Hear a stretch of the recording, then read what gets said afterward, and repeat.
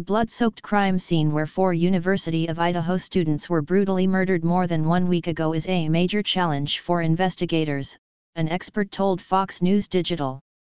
From a blood evidence standpoint, this is a profoundly bloody scene, said Joseph Morgan, distinguished scholar of applied forensics at Jacksonville State University. It's going to be a very complicated case when you go through blood evidence, when you go to do DNA typing.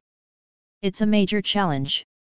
Ethan Chapin, 20, Xana Kernadal, 20, Madison Mogan, 21, and Kylie Goncalves, 21, were stabbed to death November 13 between 3 and 4 a.m. in a rental house near campus in Moscow, Idaho. Police believe the victims, who were found on the second and third floors, were ambushed in their sleep. University of Idaho murders timeline, what we know about the slaughter of 4 students. University of Idaho students Ethan Chapin, Kylie Goncalves, Madison Mogan, and Xana Kernadal were stabbed to death November 13 in Moscow, Idaho. University of Idaho students Ethan Chapin, Kylie Goncalves, Madison Mogan, and Xana Kernadal were stabbed to death November 13 in Moscow, Idaho. Fox News. The Moscow Police Department has yet to identify a suspect in the horrific crime or determine whether there was more than one assailant.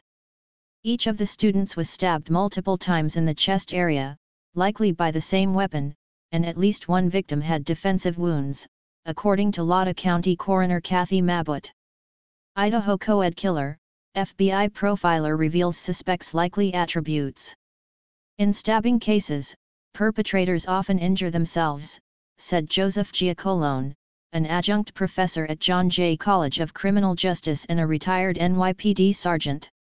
If you're stabbing and hit the bone, the knife kicks back, and your hand gets sliced, he said. Placeholder. The home where 4 University of Idaho students were murdered November 13. The victims were stabbed to death on the second and third floor, according to police. The home where 4 University of Idaho students were murdered November 13. The victims were stabbed to death on the second and third floor, according to police. Derek Shook for Fox News Digital. Morgan added that it could be very difficult to isolate a sample of the killer's DNA if he left one behind.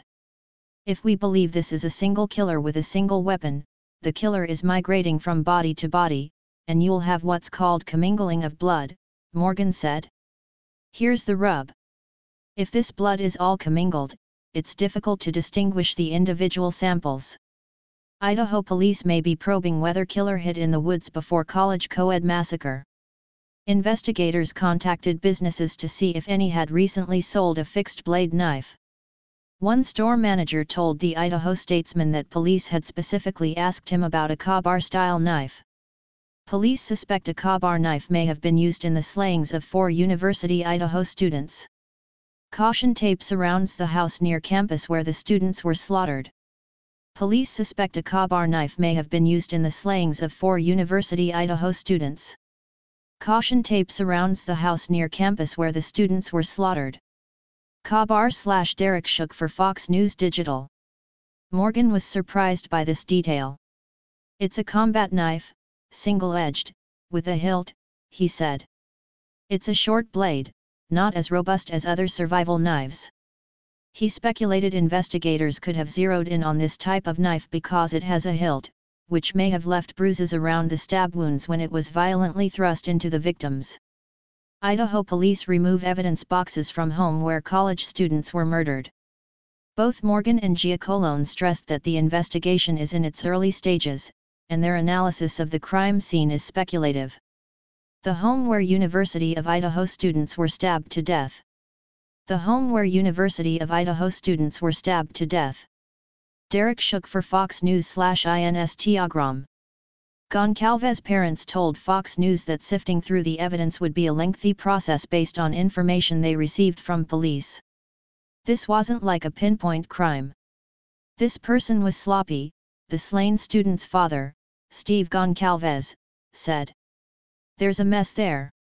And they're gonna have to go through that point by point, and that's going to take a lot of time. That's why they reached out to other facilities to help them with that lab work. Investigators in hazmat suits examine the scene of a quadruple homicide near the University of Idaho campus. Investigators in hazmat suits examine the scene of a quadruple homicide near the University of Idaho campus. Derek Shook for Fox News Digital. Retired FBI agent Jim Clemente, who now works as a producer for CBS Criminal Minds, said another major hurdle for investigators is the mass exodus of students for the Thanksgiving break. Many in the community also fled over fears the killer remained on the loose. Moscow, Idaho, community on edge amid new report of man chasing women, police deem claim unfounded. This exodus would mask the offender leaving town, he said. It could also mean that witnesses who saw something relevant are also gone. The town of 25,000, which had not recorded a single murder in 7 years prior to the stabbings, would have fewer surveillance cameras than a larger city, noted Clemente. University of Idaho students Ethan Chapin, 20, and Xana Kernadal, 20, left, and Madison Mogan, 21, and Kylie Goncalves, 21.